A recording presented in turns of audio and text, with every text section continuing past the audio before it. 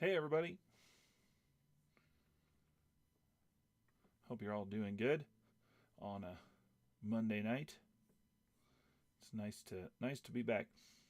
I thought I'd kind of take this opportunity to talk about some stuff that's been going on and play some songs, and so everybody can know what's happening. Um, it's been a busy week. I spent the weekend at the Southwest Regional Folk Alliance. We had a big conference here in Denver at Swallow Hill that I set up and arranged, and folks came and performed, and we talked about what's going on in the independent music business, and it was great. It was great to be around everybody. Great to see everybody. A lot of friends showed up. A lot of new folks just talking about what's happening in the music world as an independent artist.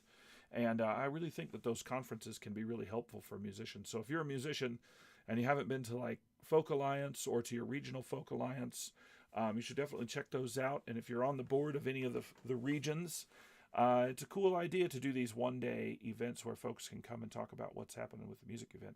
That was at Swallow Hill Music Association here in Denver. I teach there, but they're also really great about supporting folk music and music in general. And it's a pretty great organization. So folks who are watching this, if you haven't been to Swallow Hill in Denver, if you're ever come to visit, if you don't live here, come and check out a concert. They usually have concerts every weekend, and usually multiple concerts. They have 2 stages in there, and so this weekend they had, well, at least 5 concerts and maybe even more, including our event, and it was a lot of fun. And I'm getting ready to head down to the Kerrville Folk Festival and to be part of the songwriting event down there, the new folk, to compete against all these amazing songwriters from Nashville and elsewhere. And I'm really excited to be part of that. That's going to be really fun to get to hear everybody's songs. I know it's going to be hot. Everybody says, oh yeah, Kerrville's really hot. And so I'm kind of gearing up for that, trying to get the lawn mowed, try to get to a point where I could leave, and Stacy, my wife, won't be too mad at me for leaving a mess behind. But I thought I'd play some songs from my earlier records. I have my new record, Thea is a Light Blue, is still out. It's for sale. I kind of concentrated on playing songs from that record last time. Maybe I'll play a couple from it again this time. But I thought I'd play some from my earlier records and tell some stories about all that. And I'll start with this one. This is a song that I wrote and put on my very first record that I've always really liked. I wrote after a road trip when I first went to Nashville in 2006. I wrote a lot of songs, or a lot of songs were inspired from that early trip, and this is one of those. It's called Caroline.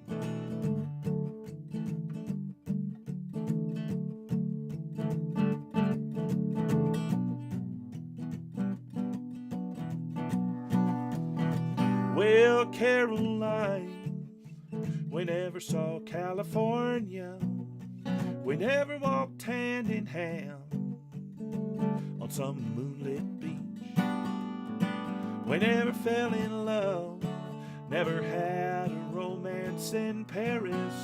Soon you were gone, and I was out of reach. Oh, but Caroline, you know we had our moments, and there were times I think we knew we were closer than that. Whoa, and me, I wish I was in Oklahoma on the road back to you, back when there was a chance. Caroline, I miss you so. I miss you more than you could ever hope to know. You are my girl, the sweetest in the world, Caroline.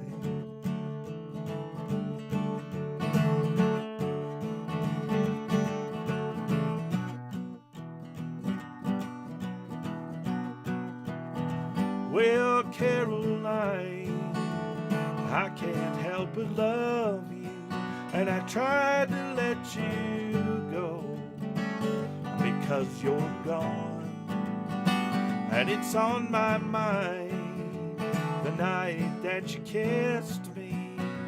the one that you were mine, on my front lawn. There was a halo round your head. You were an angel, but I never said, Caroline, I love you, I need you, Caroline, I do. Caroline, I miss you so. I miss you more than you could ever hope to know. You are my girl, the sweetest in the world, Caroline.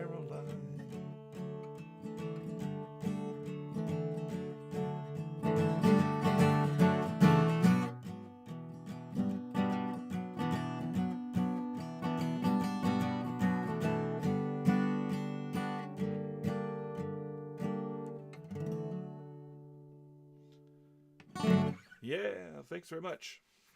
I played that song for a long time, and it's been around with me for a long time. I got some new glasses this week. They're bigger than my old glasses, so my face has changed. I'm like a whole new person over here. Let's see. If you have any questions or want to chat or let me know if it sounds weird or something's going on, drop it in the chat over here so I can make adjustments. I can't hear what you're hearing. I'll do my best to make it sound good. Let me do a song that I recorded with my trio on our record in 2021. It looks like this. This is our CD. I don't even know if people listen to CDs anymore. Oh, it's kind of washing the color out. There's some reds in there.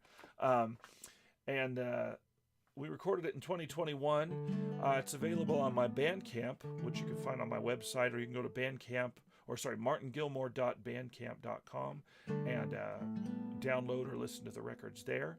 But that record was cleverly titled The Martin Gilmore Trio because I recorded it with my trio, with Nick Amadeo and Ian Hagley, two great musicians that I've gotten to play with for a long, long time. And this is a song that I actually learned from my dad. My dad still plays it, but used to play it when I was young. And it just kind of always stuck in my mind. I think my version isn't exactly the same as his, and maybe not the same as wherever he learned it from. It's kind of like gone through that folk song process where it's changed and maneuvered throughout the years and turned into something different. But it's a sea song, and one called The Golden Vanity. Thanks, Judy. Appreciate it.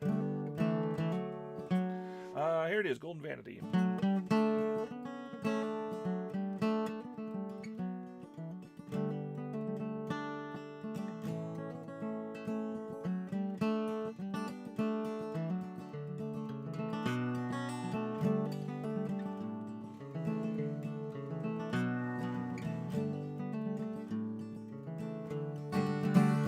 Oh, there was a lofty ship, and she sailed on the sea. And the name of that ship, it was the Golden Vanity. And she feared she would be taken by a Turkish enemy. And she sailed on the low and lonesome low. She sailed on the lowland sea. Well, up steps a cabin boy, just the age of 12 and 3, and says to the captain, "What will you give to me if I swim alongside of the Turkish enemy and sink her in the low and lonesome low, sink her in the lowland sea?"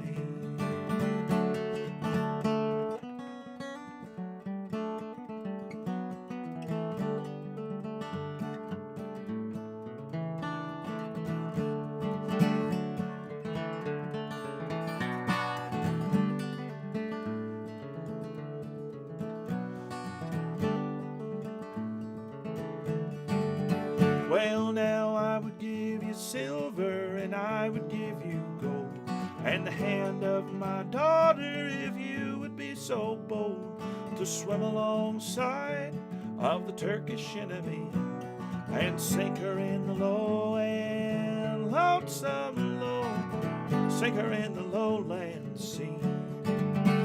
So the boy grabbed his tools and o'er the side jumped he. He swam to the side of the Turkish enemy, and with his drilling tool he bored holes 3, and he sunk her in the low and lonesome low, he sunk her in the lowland sea.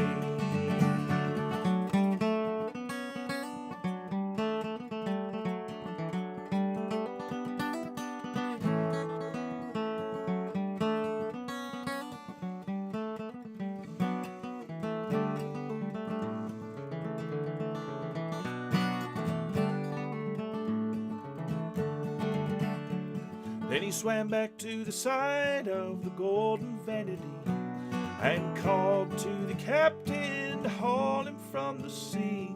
But the captain wouldn't heed, for his daughter he did need, and he left him in the low and lonesome low, he left him in the lowland sea. Oh, there was a lofty ship, and she sailed on the sea. She sailed without a cabin boy, the age of 12 and 3. She feared she would be taken by a Turkish enemy, and she sailed on the low and lonesome low, she sailed on the lowland sea. As she sailed on the lowland low, she sailed on the lowland sea.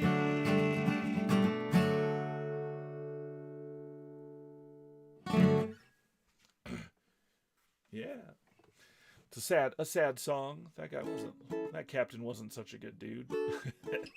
You know, I grew up in Nebraska. That's like 1,000 miles from the ocean, and I've always loved the sea. I've loved the stories of the sea, but it's never taken me to live closer to the sea than in Colorado.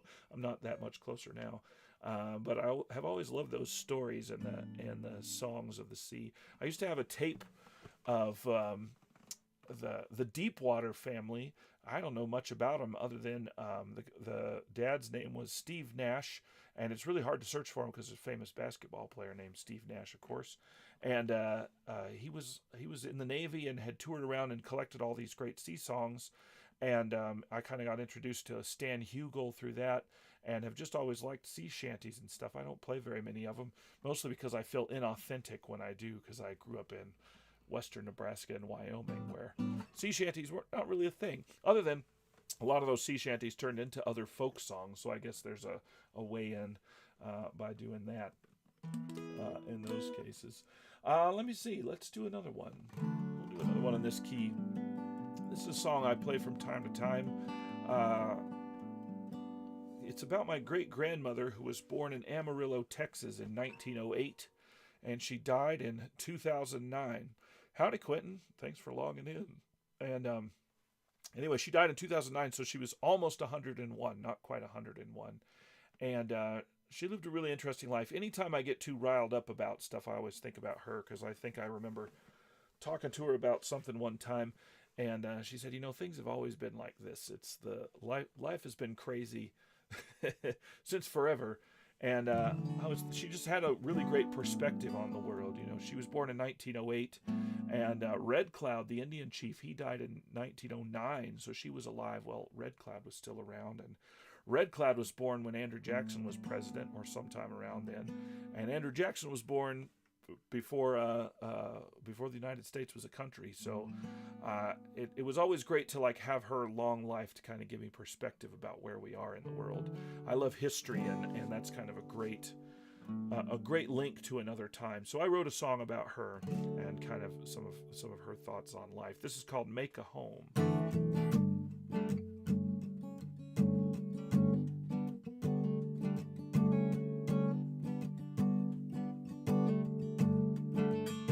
Well, 7, that's how old she was, following a wagon through the sand, from Amarillo to New Mexico. That's the way they traveled back then. Well, it was 1915, and her family was struggling, headed west to chase the hope of a dream. to the land of enchantment, hoping the best would happen, along with her family. Well, she told me when I was younger, son, the way that you make it through, you keep your nose pointed to the brightest horizon, keep your feet falling and rising. Don't you think about what you left back east. You won't get nowhere if you don't move your feet, you know.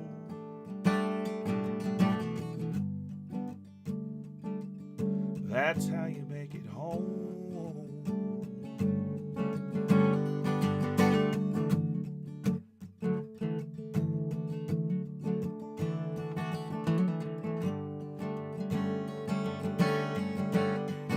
Well, now she weren't no lazy 20-something, wishing for the best. She was a child of northern Texas. Her home, it always was the West. She never graduated, didn't call herself educated. She just trying to make it through. Well, she told me when I was younger, son, the future depends on you. Things are easier now, so these new hard times seem harder to everyone. But people are too selective, they have no perspective. Harder things have been done. There's been too much given, too much careless living, too much is wrapped up. The things we own, you gotta let it go.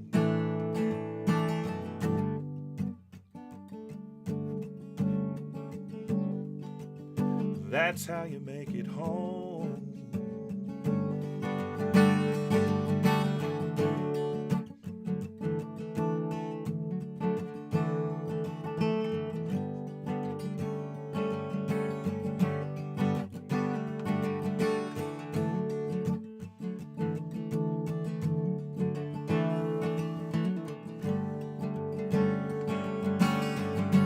Well, now she married a young by the standards today, raised twin girls in the hardest times. Her husband built roads and the Horsetooth Dam and trapped coyotes to make a life. For the 12 years her daughters were in school was never the same one more than 8 months. And they lived in trailers and stone wall houses. Sometimes their floors were dust.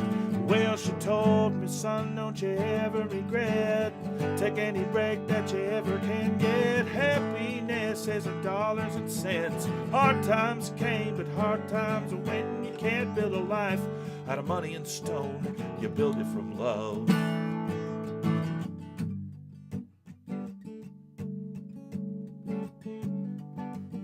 That's how you make it home.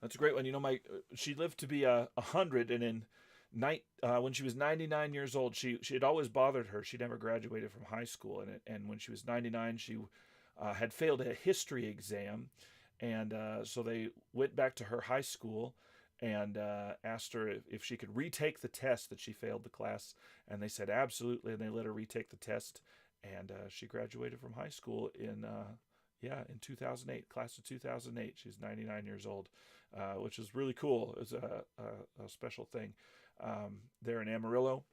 And there's a video of her or not a video, a picture of her with her graduation cap and gown on, and that was pretty special. She was a cool person. I remember her telling stories about, like, when she was 7, her and her family moved from Amarillo to Clovis, New Mexico, and they walked behind a covered wagon all the way from Amarillo to Clovis, and they were worried about Pancho Villa, so it was a whole different era back in those days. Hey, Jeffrey. Oh yeah, that's a great one. I don't know that one off the top of my head, but I'll learn it and I'll make a video of it, of the what does the deep sea say, and I'll put it up on my YouTube channel, or maybe I'll play it next month at the next one of these live Q&As. That's a great one. I like that song. I forgot about it. I know quite a few Doc songs, but I don't know them all. It's really hard to know them all. But someday I'll know them all if I keep practicing, if I keep learning. Let's see. I think our next one of these will probably be on June 16th. So put that on your calendars if you want to log in. And I'll take requests for the next session if there's something specific you want to hear. In the past, I've done programs of like Carter Family songs, Jimmy Rogers. I like to play original songs. I've been doing a project over on my Patreon. If you haven't signed up for my Patreon, you can go over there, and I've been writing and posting a new song each week, which is quite a task. It's been kind of hard, but I've gotten some songs out of it that I really like and have been excited to play. So head on over there for lots of different kinds of music, stuff that probably will turn into things that I might play on stage, things that I might reinvent later on, kind of a good exploration of my songwriting process, which I'm happy to talk about if people have questions, and happy to talk about playing the guitar if you have questions about any of that, or stuff about what's going on in my musical life. I have lots of cool things happening. Since the last time that we talked on this thing, I was lucky enough to be part of a program with the Newman Center. The Newman Center is a concert venue here in Denver that's at the University of Denver on the campus. And they did a program through Carnegie Hall called the Musical Explorers. And we played songs. We talked about bluegrass music, me and some of my friends, and presented bluegrass music to area second graders, little kids, second graders. And we shot a video. The video was shown in the classrooms. And then all those second graders came to a series of concerts at the Newman Center. And it's a program that's kind of curated by Carnegie Hall. And then they bring in folks that play different music. So that we had traditional Japanese and Okinawan music. We had Yasser Tejeda playing Dominican roots music. Those guys were awesome. It was really fun to hang out with them. Really fun to hang out with folks playing Japanese music as well. There's a big bluegrass music scene in Japan. I don't know about Okinawa, but definitely in Japan. And we played bluegrass music. We played Uncle Pen by Bill Monroe, and we played In the Pines. I'll play it here just because it's on my mind. This is the one we did for the Musical Explorers.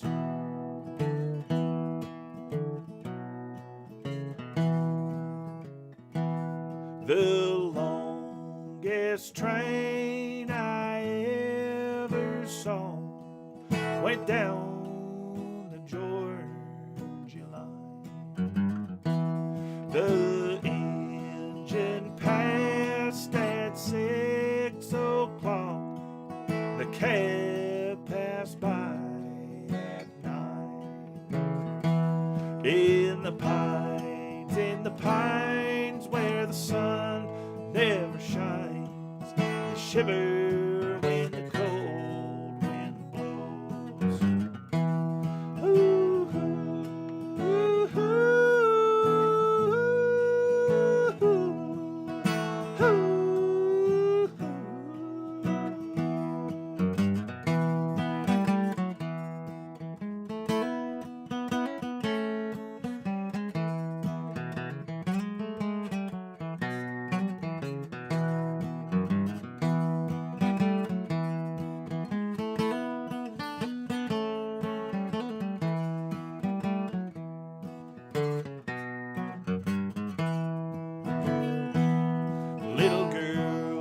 Little girl, what have I done to make you treat me so?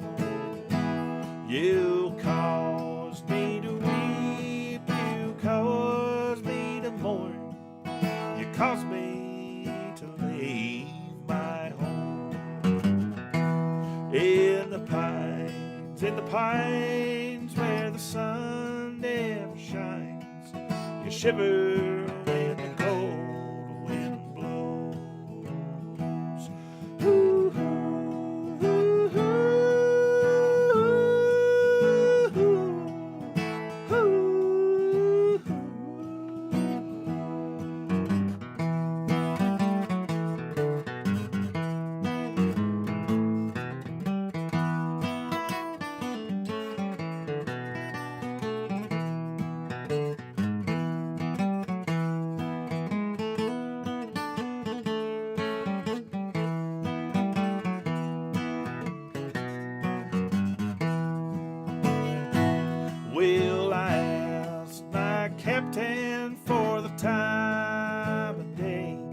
said he throwed his watch away. It's a long steel rail and a short cross tie. I'm on my way back home. In the pines where the sun never shines, we shiver when the cold wind blows. Ooh, ooh, ooh, ooh, ooh.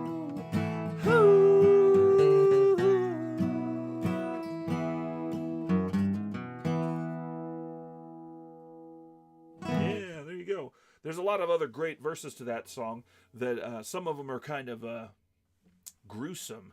We didn't sing any of those for the second graders. We just kind of sang the ones that were maybe more appropriate. That's one of the problems with old folk music. You know, some of these songs are violent or gruesome or have all sorts of other crazy things wrong with them. But they're definitely fun. Hey, Jeffrey. Oh, yeah, I could do some Jimmy Rogers and Streets of New York. Sure, I'll do that. Oh, Haji Ali. Yeah, I can definitely do that. So thanks, Yvonne. Appreciate it. Yeah, that's a great one. I always liked singing it with the kids because we got to do the really high sound. I could say, hey, sing your sad train whistle sound. That's the ooh-oohs. And I love the Louvin Brothers version of that song. And, well, of course, Bill Monroe and even Nirvana recorded it, and it was great. It's a great song no matter who plays it. You should play it. I'd love to hear it. Yeah, let's see. A Jimmy Rogers song. Well, let's do this one. This is one of the great Jimmy Rogers songs. One of the greatest Jimmy Rogers songs of all time. He wrote so many great ones. You know, Jimmy Rogers, actually, I'm going to Kerrville this weekend for the New Folk competition at the Kerrville Folk Festival. And Jimmy Rogers lived in Kerrville when he got tuberculosis. He moved out to Texas because, they said the drier climate would be better for his voice and for his condition. So he lived in Kerrville. I'm going to go wander by his house, which somebody lives in nowadays. And I figure I'll wander by and tip my hat to the guy. But here's one of his songs. Well, now, I had a friend named Ramblin' Bob who liked to steal, gamble, and rob. He thought he was the swellest guy around. Well, I found out on Monday Bob got locked up Sunday. They put him in the jailhouse way downtown. He's in the jailhouse now. He's in the jailhouse now. I told him once or twice to quit playing cards and shooting dice. He's in the jailhouse now. I-odele, odelo-o-tee. I-tee, odele, odelo-o-tee. I-tee, odele-tee. Odele, odele. Well, I went, let's see. Well, Bob liked to play his poker, pinochle, whist, and euchre, but shooting dice was his favorite game. Bob got locked in jail, had no money to go his bail. The judge said he had done refused to fine. He's in the jailhouse now. He's in the jailhouse now. I told him once, I told him twice, quit playing cards, quit shooting dice. He's in the jailhouse now. I-tee, odele, odelo-o-tee. I-tee, odele, odelo-o-tee. I-tee, odele-tee. Odele, odele.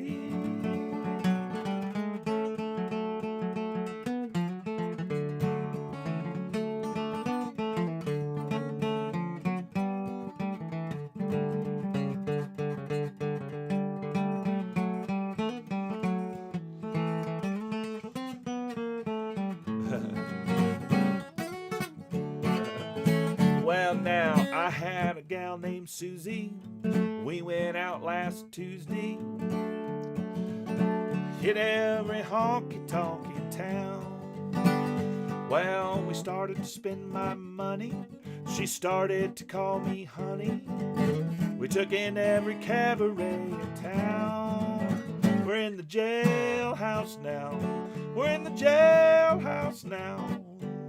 I told that judge right to his face, I don't like to see this place. We're in the jailhouse now. Hi-tee, yodel-ay, yodel-o-tee. Hi-tee, yodel-ay, yodel-o-tee. Hi-tee, yodel-ay, tee. Yodel-ee-lay, yodel-ay. That's a funny song. I always am very entertained by that song. I mean, it's allergy season for me, and I have to like clear my throat in the middle of all those yodels, and that tripped me up on the words. But that's okay. It's live music. It's just for you. Every time it's different. That's one of the special things about live music, is every time you listen to it, it's something different going on. Yeah, let me play this song. This is one that Jeffrey requested, and that I wrote when I was a national park ranger. I worked at Fort Laramie National Historic Site in Wyoming, which is the Fort Laramie from all the John Wayne movies. It's the same one. It was established as a fur training post initially by William Sublette and the Rocky Mountain Fur Company, and then later on became a military post, kind of built to support people headed west on the Oregon-California Mormon Trail. You know, all those trails went through Wyoming up to a place called South Pass, where they would kind of splinter and go in different directions. But that was the easiest crossing of the Continental Divide. I don't think it was necessarily the lowest, but there was a river. You could take the the Platte River to the North Platte, and then the North Platte up to the Sweetwater River, and that would take you up to South Pass, and then you could get over the other side. Going across the southern desert of the Red Desert of Wyoming, it'd probably be just terrain-wise might be easier, but there's no water down there, so it'd be hard to get your animals across. And so Fort Laramie was established as kind of a support post initially for people headed west, but ended up being kind of a important spot for Indian policy in the American West. There were more than one Indian treaty signed at Fort Laramie. During the Civil War, a lot of the troops at Fort Laramie were kind of dispatched all along the North Platte River and trying to hold security down in the West while the Civil War was going on. And the U.S. military back in the 1800s was quite different than it is now. It was comprised of a lot of immigrants. In fact, I think there were times when maybe even the majority of the military were immigrants, people who had come over from Europe and immigrated on the docks in New York City or New Orleans, places like that, and couldn't find jobs. There was a lot of resistance to those people, a lot of resistance to their immigration, and they weren't always very welcome. And the military kind of provided them an opportunity to gain citizenship, steady paycheck. You could learn to speak English if you were from a country where they didn't speak English. And in fact, there were troops at the Little Bighorn who didn't speak any English at all, who spoke Portuguese, and that was kind of a problem at Little Bighorn, that some of the soldiers couldn't communicate with their commanding officers. And I was so inspired by all those stories, I decided I would write a song that it was not about any specific character that I learned about, but it's kind of a story just about a general character, and kind of compiling different stories and tales into a song to kind of illustrate that experience. And this song is called The Streets of New York. It's my hit in Ireland. If you ever go to Ireland and meet somebody who's heard me play, they'll all tell you about the streets of New York. It's kind of written for them. So I'll dedicate it to all my Irish friends and to Jeffrey today, since he requested it. So.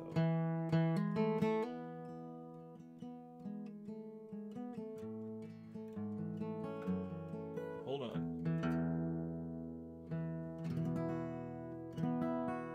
Actually, maybe I'll do this in D. I'm going to change the key since my voice is a little rough. Probably be a little easier. There we go.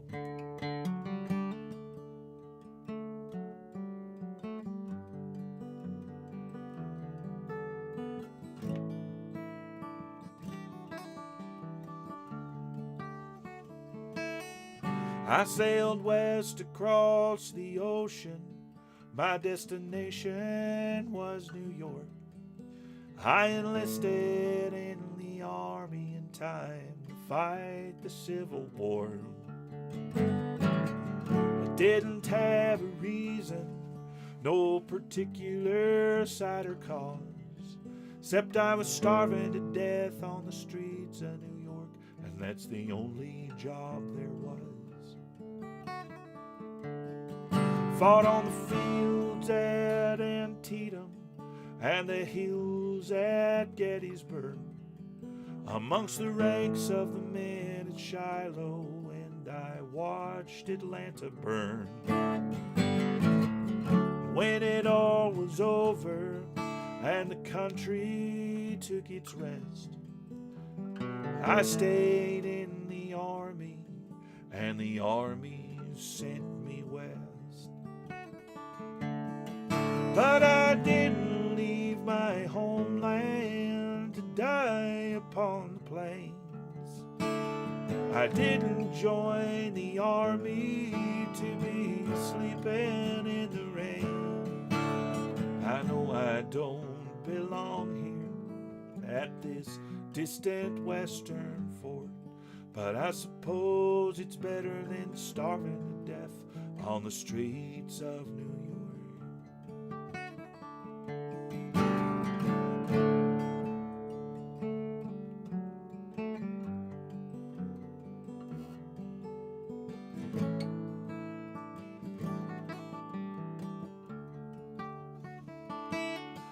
Well, the dawn just lit the morning, 2 weeks on the march. I heard a cry from the south of the camp, and the Indians made their charge.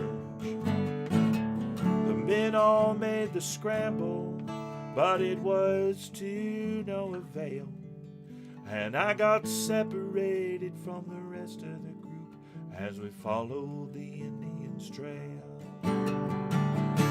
Now I've been 12 days lost upon the range. I hope someone finds me soon. I can hear a lonely prairie wolf howling in a harvest moon. I'm lost, alone, and hungry.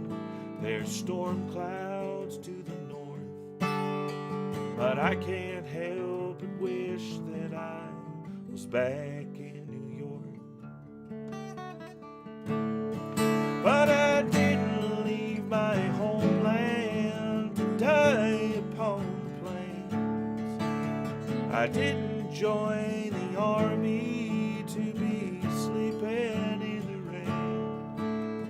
I know I don't belong here at this distant western fort, but I suppose it's better than starving to death on the streets of New York. I sailed west across the ocean. My destination was New York. I enlisted in the army in time to fight the Civil War. I didn't have a reason, no particular side or cause, except I was starving to death on the streets of New York, and that's the only job there was.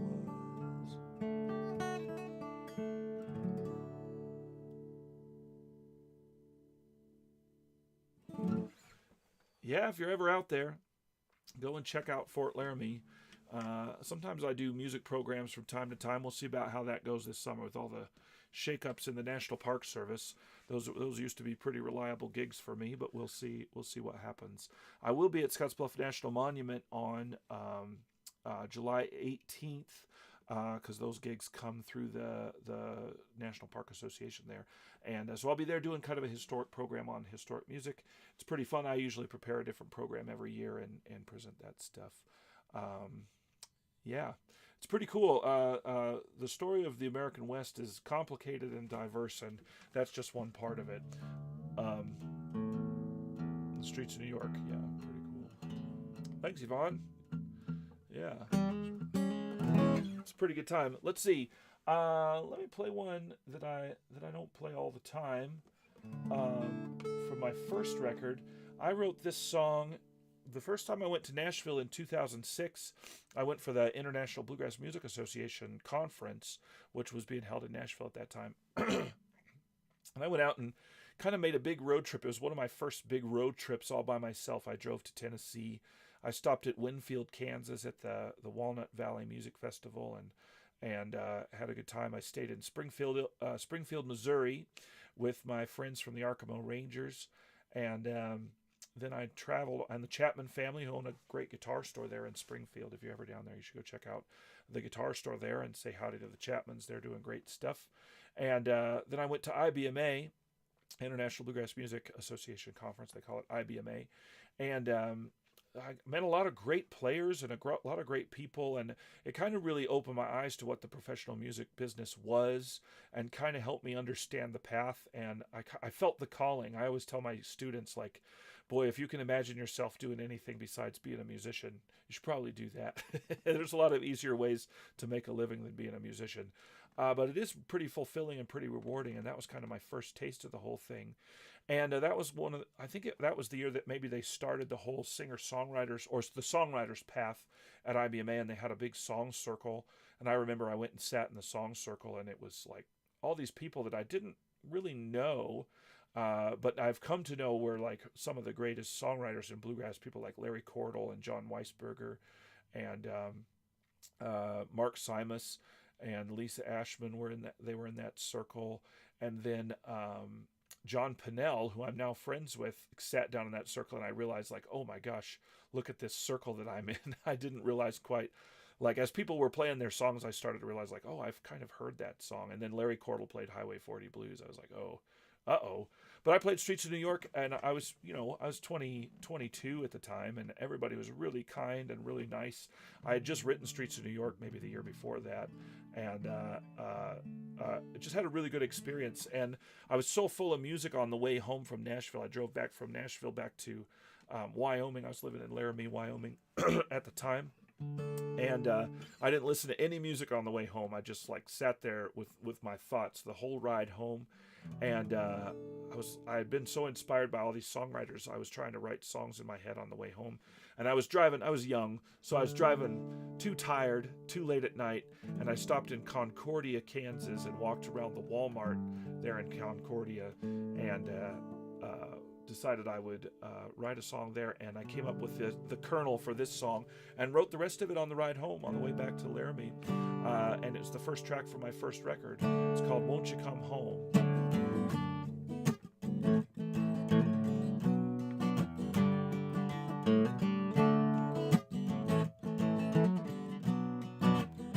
Well, hey brother, you know who this is. Well, how are things going? How are the kids? I hope that you're all doing fine. We miss y'all a lot around here, and I was calling to see if you would make it this year. Please don't say you can't find the time. You know the dad's been sad since mother died, and he's getting older, health is starting to slide. And he asked me if I talked to you recently. Well, I told him I had, but you know I lied. That's why I called you tonight, to see if you could make it back here this year. Well now, hey brother, what do you say? Are you gonna come home this year? Don't you know you ain't been home since mother died. I don't know what else to say, but you know that dad is in a bad way, and you know that he'd love to see you again before he crosses to the other side.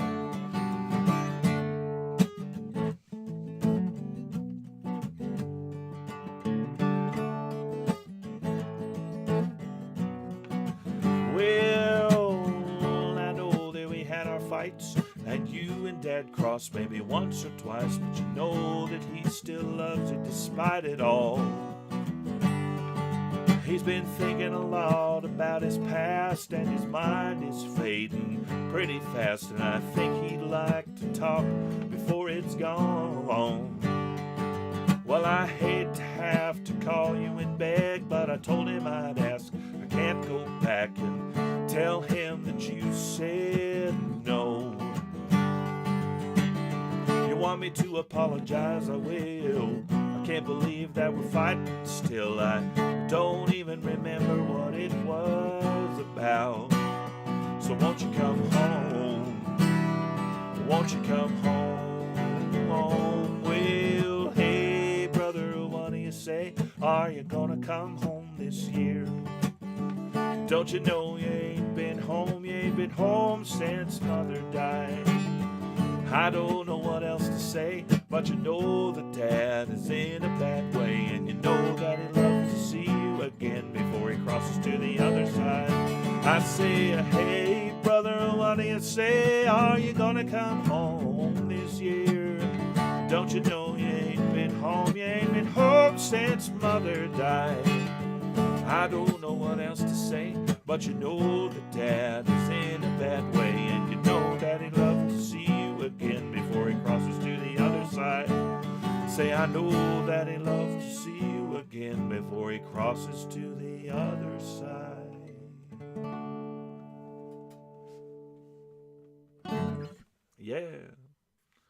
Yeah, I wrote that on my way home. I had been listening to a lot of Daryl Scott, who I love. I love his songwriting and his singing, and Daryl Scott writes some amazing songs. So that was me at 22 years old trying to write a Daryl Scott song. Well, we try, try to keep up if we can. Yeah, let's see. I'm trying to think of what else to say.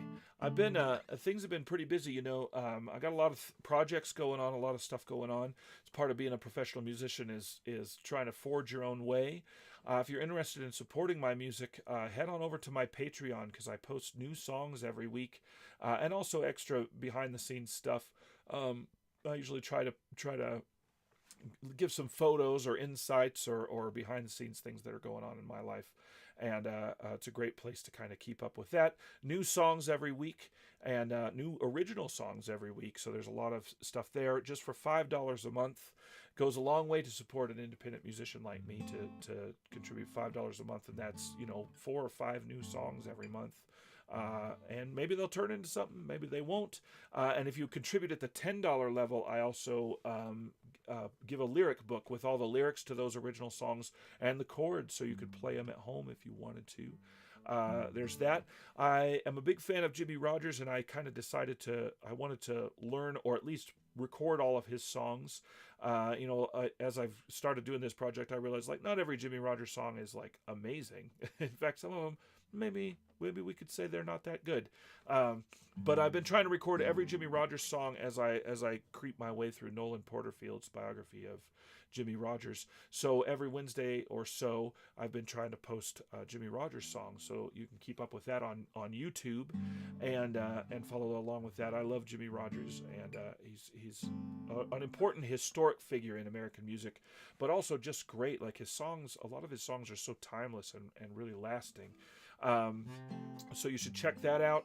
And lots of stuff coming up this fall. I'll be playing this summer for those of you around here in Colorado, or folks who maybe want to make the trip. I'll be playing at the Rocky Mountain Folk Festival in Lyons, Colorado, on August 8, 9, 10. That weekend. I'm playing on Saturday, and I'll be there. If you're going to go to the Telluride Bluegrass Festival, I'm going to be playing a set on the Elks Park stage on Thursday of the Telluride Bluegrass Festival. So if you're around for that, or feel like making the trip, both those places are beautiful scenic spots, great festivals to go to and to go check it out. And you should definitely do it if you've never been to Telluride in your life. You can't even believe that it's a town. I mean, I can't. Every time I'm there, and I've been there a few times, I just can't even believe that it's a real place. It's so beautiful. It's like being in the Alps, if the Alps were even more gorgeous than they are. Telluride's pretty amazing. Let's see. Well, let me play one from my Songwriters Project.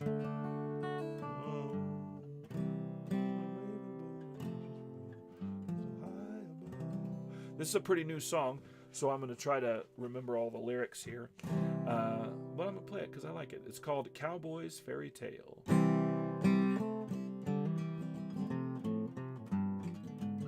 We'll try it again.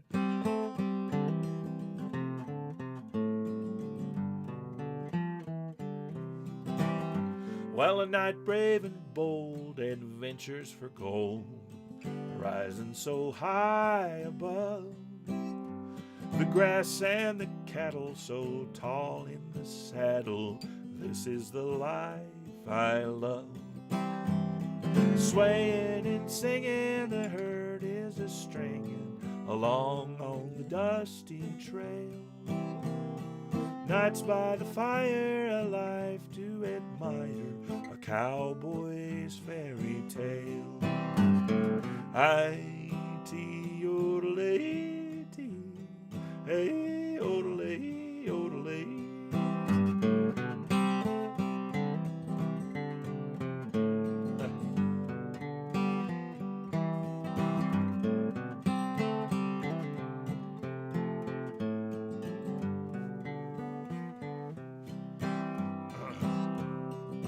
Well, now meadowlark fairies sing across the prairies, casting a magic spell.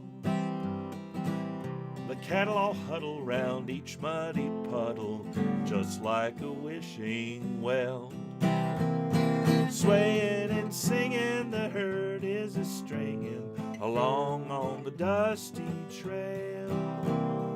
Nights by the fire, a life to admire, a cowboy's fairy tale. I-T-O-D-L-A-D-O, hey, O-D-L-A, O-D-L-A.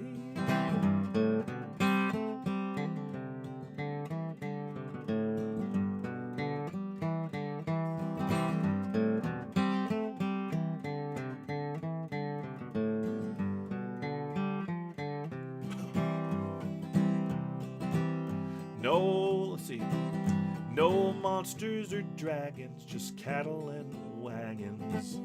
I forgot the word. Well, I can't remember, but that's okay. I'll do it again some other time. It's just like a live show. Well, swaying and singing, the herd is a stringing along on the dusty trail. Nights by the fire, a life to admire, a cowboy's fairy tale. I-T-O-D-L-A-D-O, hey, O-D-L-A, O-D-L-A. Tune in next month and I'll have it learned. That's the problem with writing a new song every week. You don't have time to like memorize them maybe as well as you should, but it's been a lot of fun to do that. Let's see. I think I'll play you one more just for grins, and I'll be back in June. I have a lot of traveling going on in June, and so I'll be back probably on let's say June 16th. So if you're around, come on back, and I'll have some new songs, new stuff going on, and give you all an update about what's happening in the world of Martin Gilmore's music. I'll be at the Kerrville Folk Festival this weekend, and they live stream it. So if you're interested in watching the contest, I play on Sunday, and you can check out the schedule there for the contest. So root me on, cheer for me. I got a lot of friends in the contest. I'm excited to be there. There's a lot of amazing songwriters that are part of that contest. So I'm just happy to be part of the finals, and really, really looking forward to it. And then I will be back doing some stuff at the end of May, and then in June I'll be at the Telluride Bluegrass Festival, and I am playing on the 19th of June at the Telluride Bluegrass Festival on the Elks Park stage. So if you're around at Telluride, come on by and say howdy. If you haven't bought my new record, Thea is a Light Blue, go check it out. It's just me playing the guitar and singing songs, and it's going great. Really glad that people are listening to my music. Thanks so much for doing that. And hopefully we'll see you hopefully see you in June on the 16th and another time throughout the summer. So thanks for watching my videos. My name is Martin Gilmore. Here's the last song from my new record, one that I've really enjoyed playing a lot, one called The Towboat Blues. Well, now the Tombigbee River is crooked and deep, with the water all muddy and the banks all steep as it rolls to the Bay of Old Mobile. I chug-a-luck tugboat towing and barging from Columbus, Mississippi to the Gulf Coast marching, and me, I'm the captain at the wheel. I'm just an old riverman, old Susanna, from the Tennessee River down to Alabama, slugging in a swamp with the six-man crew, singing these hard-working towboat blues. Well, if you use a paying this boat boats afloat, and we'll tote whatever's needin' totin', anything from asphalt, grain to shale. Well, keep between the buoys straight on the channel. Ain't no barge on this river that we couldn't handle. If it floats tied to us, we'll make it sail. I'm just an old riverman, oh Susanna, from the Tennessee River down to Alabama, slugging in a swamp with the six-man crew, singing these hard-working towboat blues.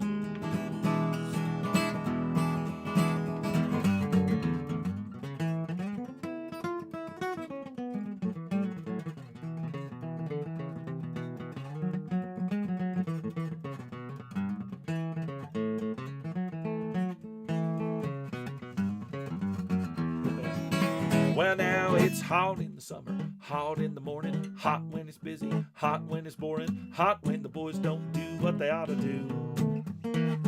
Well, a towboat tugging, chugging away, lugging and plugging this barge all day, and me, I've got them old towboat blues. I'm just an old riverman, oh Susanna, from the Tennessee River down to Alabama, slugging in a swamp with the six-man crew, singing these hard-working towboat blues.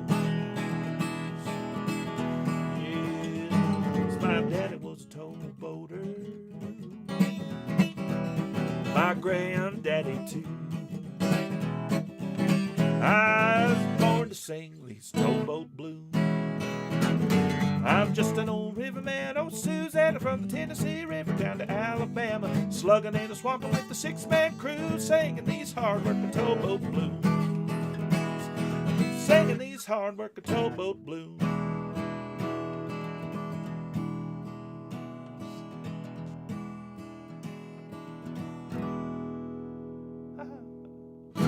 Thanks for listening, everybody. Yvonne.